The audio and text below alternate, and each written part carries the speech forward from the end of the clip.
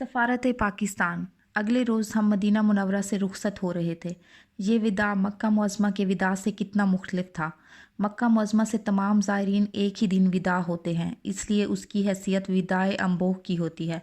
Medina Munawwara में ज़ायरीन के टोले आते रहते हैं, जाते रहते हैं, इसलिए मक्का मुअज़्ज़मा इस अज़ीमुश्शान विदा का मंज़र पैदा नहीं होता।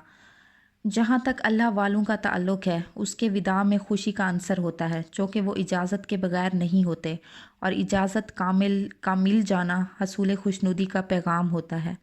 हमारा काफ़िला सिर्फ़ 4 अफराद पर मुश्तमिल था। वो भी खुश थे और चाहते थे कि पर लग जाएं और उड़कर वतन पहुँच जाएं। जद्दा के सफ़र के दौरान मेरे हमराही ज़्यादातर सीट की बुकिंग की बातें करते रहे। उन्हें फ़िक्र दामनगीर थी कि शायद जल्द सीट ना मिले। उन्हें इस मुक़द्दस सरज़मीन पर ज़्यादा देर रुकना ना पड़े। उनकी ख्वाहिश थी कि जद्दा पहुँचते ही बुकिंग हो जाए। अगर ना हुई तो किसी की सिफारिश काम आ सकती है। क्या वापसी की सीट सिफारिश से मिलती है? मैंने पूछा। सिफारिश से भी मिल जाए तो इसे खुशकिस्मती समझिए। लोग महीनों पड़े रहते हैं, कोई पूछता नहीं, एक ने जवाब दिया। दूसरा हमराही बोला, आपके पास कोई सिफारिश है क्या? नहीं तो, मैंने जवाब दिया, मुझे यहाँ कौन जानता है। दफतन पहला हमराही चिल्लाया, आपकी बात बन जाएगी। वो कैसे? मैंने पूछा। आपने अपने साथ एक खातून को ले जाना है, इसने जवाब दिया। हाँ हाँ, मुझे याद आया, कुदरतुल्लाह जाते हुए ताकीद कर गए थे कि खातून को हमरा लाइए। दूसरा बोला, मेरे सामने उन्होंने कहा था। कौन खातून? खातून की बात मैं बिल्कुल भूल चुका था। वो खातून जो पाकिस्तान के सफ़ीर के घर ठहरी हुई है। पहले हमराही ने जवाब दिया। हाँ हाँ, मुझे याद आ गया, कुदरत ने कहा था उस खातून को साथ लेकर आना। लेकिन इसका सफारिश से क्या ताल्लुक़ है? मैंने पूछा। वो दोनों कह कहा मार कर हंसे और बोले, खातून जो सफ़ीर की मेहमान है, खुद आपकी सिफारिश बन जाएगी। जिद्दा में राब्ता अफसर गनी ने मुझे जद्दा पैलेस में ठहरा दिया और ख़ुद रुखसत हो गया। 2-1 घंटे में तनहा उसे छोटे से क्यूबिकल में पड़ा रहा। फिर दफातन मुझे ख्याल आया कि अगर होटल के मैनेजर ने मुझसे पूछा कि तुम कौन हो, तो मैं उसे क्या जवाब दूंगा। मैं हुकूमत सऊदिया का मेहमान तो नहीं था। वो मेहमान जिससे मैं मुंसलिक था वो रुखसत हो चुका था। फहरिस्त में मेरा नाम तो नहीं था। अगर मैनेजर ने आकर कहा कि तू मेहमान नहीं बहरूपिया है, तो मैं क्या जवाब दूंगा। अगर उन्होंने बिल मांगा तो मैं कहाँ से अदा करूंगा। लेटे लेटे मैं घबरा गया। इलावा अजीम वो कमरा बहुत नीचा था। चूँकि सारा होटल एयर कंडीशन था, एयर कंडीशनिंग की वजह से मेरा दम घुटा जा रहा था। मेरे दिल में बसे हुए अंदरूनी डर और खौफ ने कमरे को और भी तंग कर दिया था। इस घुटन की वजह से मेरा वहाँ रात बसर करना नामुमकिन हो गया था।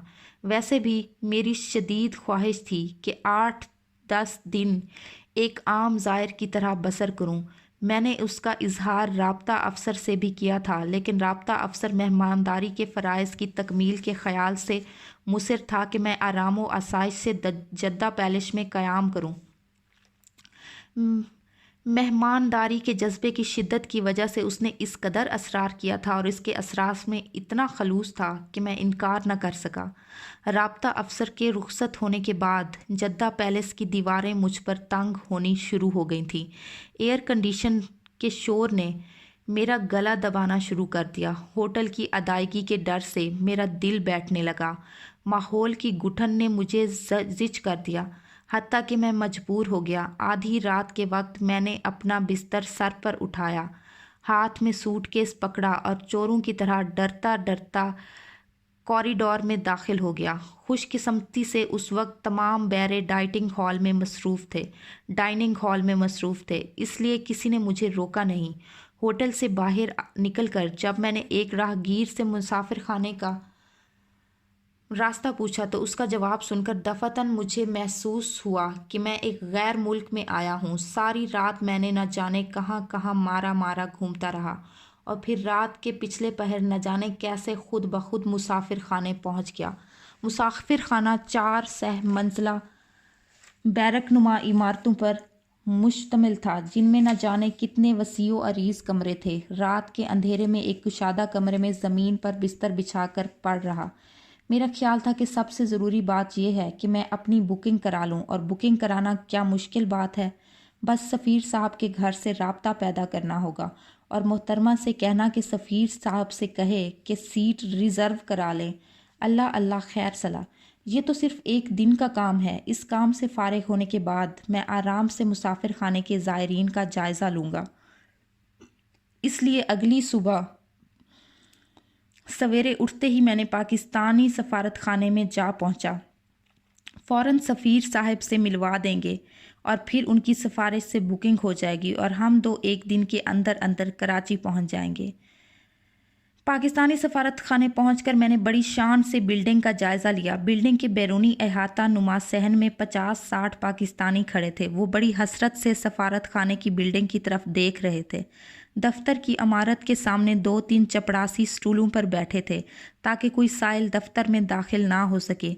मैंने साइलों पर सरसरी निगाह डाली और फिर सीधा दफ्तर की तरफ एक इम्तियाजी शान से बढ़ा।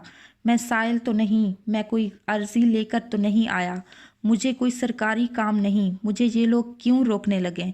जो ही मैं चपड़ासियों के करीब पहुंचा वो तो सब उठकर खड़े हो गए। मैं समझा वो मेरी ताज़ीम के लिए खड़े हो गए हैं, लेकिन जब वो मेरे रास्ते में दीवार बनकर खड़े हो गए तो मैं घबराया।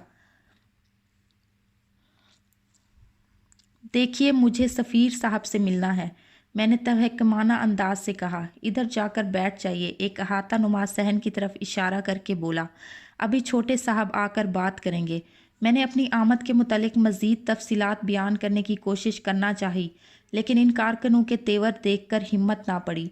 2-1 घंटे में बैरूनी अहाते में छोटे साहब का इंतज़ार करता रहा। कोई ना आया तो मैंने फिर किसी से बात करने का इरादा किया।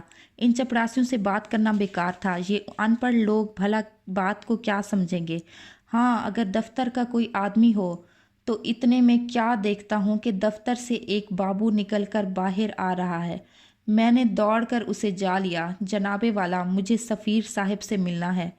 बाबू ने रुककर बड़े गौर से मेरा जायज़ा लिया और फिर मुस्कुराकर आगे चल पड़ा। अरे, जवाब भी नहीं दिया। कमाल है, कुछ तो कहता। ओहो, गलती मेरी है, मैंने उस नुक्ते की वजाहत नहीं की कि मुझे सफ़ीर साहब से कोई सरोकार नहीं है। इतने में एक साहब गेट से दाखिल हुए और सफ़ारत की तरफ बढ़े। मैंने भागकर उसे अस्सलामु अलैकुम कहा और फिर अपना मकसद बयान करने की कोशिश की, लेकिन पेशतर इसके कि मैं अपनी बात ख़त्म कर सकता, उसने बैरूनी अहाते की तरफ इशारा किया और आगे चल पड़ा।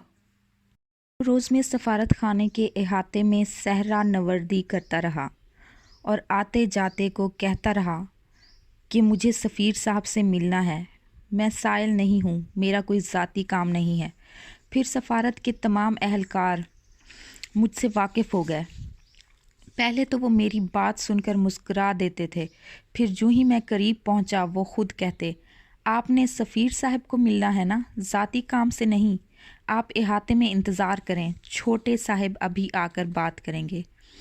2 रोज़ के बाद मुझ पर यह इंकशाफ हुआ कि सफ़ीर साहब से मिलना मुहिम जोई के मुतरादिफ है। ज़िंदगी में पहली मर्तबा मुझे महसूस हुआ कि किसी से मिलना इस कदर मुश्किल हो सकता है।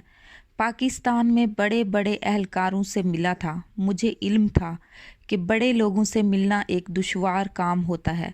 इसके बावजूद वो लोग जो मुलाकात के इंतज़ाम कराते हैं, मिलने वाले की बात तो सुनते हैं, बात का माकूल जवाब देते हैं।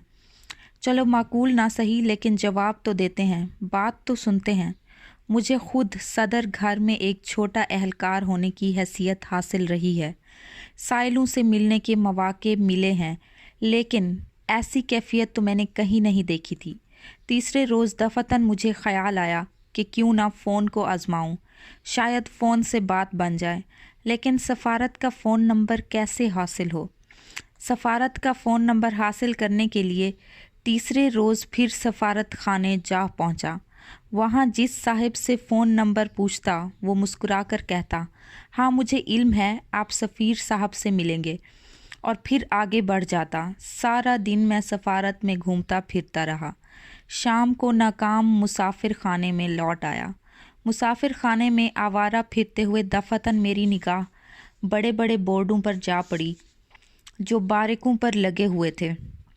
वज़ारत मालूमात, वज़ारत हज, वज़ारत खुराक, वज़ारत रस्लो रसाइल, ارے مسافر خانے کے ارد گرد سعودی عرب کی تمام وزارتوں کے دفتر موجود تھے اور سعودی کارندے مسافروں کی سہولت اور آسانی کے لیے سرگرم تھے۔ میں دفتر معلومات کی طرف لپکا۔ جناب والا، مجھے سفارت پاکستان کا فون نمبر چاہیے۔ کاؤنٹر پر کھڑے عرب نے فون ڈائریکٹری نکالی اور سفارت کا نمبر دیا۔ چوتھے روز میں نے سفیر کو فون کیا۔ ان کے پرائیویٹ سیکرٹری بولے کہ سفیر صاحب بے حد مصروف ہیں۔ اس روز میں سارا دن ہر گھنٹہ 2 گھنٹہ کے بعد فون کرتا رہا اور جواب ملتا رہا کہ سفیر صاحب بے حد مصروف ہیں۔ اس روز سارا دن میں ٹیلی فون بوتھ میں کھڑا رہا۔ 5ویں روز میں نے فون پر سیکرٹری صاحب کو اپنی پوری کہانی سنانے میں کامیاب ہو گیا۔ وہ بولے، آپ یہاں آ جائیں، میں کوشش کروں گا کہ آپ کو ان سے ملا دوں۔ ویسے تو مشکل ہے چونکہ وہ بے حد مصروف ہیں۔ 6 روز میں سارا دن سیکرٹری کے کمرے میں بیٹھا رہا کہ کب سفیر صاحب کی مصروفیت ختم ہو اور سیکرٹری صاحب میرا تذکرہ کر سکیں۔ پھر دفعتاً مجھے خیال آیا کہ کیوں نہ سفیر صاحب کے گھر ٹیلی فون کروں، وہ محترمہ وہیں تو ہوں گی۔ سیکرٹری صاحب نے فون گھر لگا دیا۔ وہ خاتون فون پر آ گئیں۔ میں نے اپنا تعارف کرایا تو وہ مجھ پر برس پڑیں، بولیں، ارے صاحب آپ نے تو حد کر دی، 6 روز سے ہم آپ کی تلاش میں سرگردہ ہیں۔ جدہ پیلس والوں نے کہا وہ یہاں سے روپوش ہو گئے ہیں۔ رابطہ افسر غنی صاحب کو مکہ معظمہ سے بلوایا گیا۔ 4 روزہ وہ آپ کو تلاش کرتے رہے، جگہ جگہ ڈھونڈا لیکن آپ نہ ملے۔ اس وقت میرا جی چاہا کہ پھوٹ پھوٹ کر رو پڑوں اور اسے بتاؤں کہ میں کہاں تھا، لیکن سیکرٹری کے تیور دیکھ کر ہمت نہ پڑی۔ میں نے کہا، محترمہ اس وقت میں PS صاحب کے پاس بیٹھا ہوں، آپ سفیر صاحب کو فون کریں کہ وہ مجھ سے مل لیں۔ چند 1 منٹ کے بعد سفیر صاحب کا چپڑاسی بھاگا بھاگا آیا، بولے، صاحب آپ کو بلا رہے ہیں۔ وہ ایک مختصر سا کمرہ تھا جس میں ایک میز اور 4 کرسیاں لگی ہوئی تھیں۔ میز پر کوئی فائل نہ تھی، ویسٹ باسکٹ میں کاغذ کا کوئی ٹکڑا نہ تھا۔ سارے کمرے میں کوئی ایسی چیز نہ تھی جس سے ظاہر ہوتا کہ بڑے صاحب کو کسی کام سے دور کا تعلق ہے۔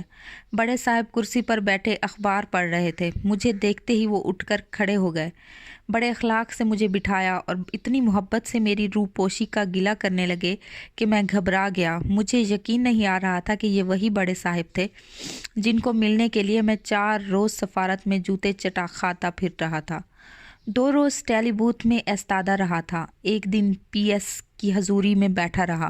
مجھے یقین نہیں آ رہا تھا کہ یہ وہی صاحب ہیں جو بے حد مصروف تھے، جنہیں بات سننے کی فرصت نہ تھی، بات کرنے کی فرصت نہ تھی۔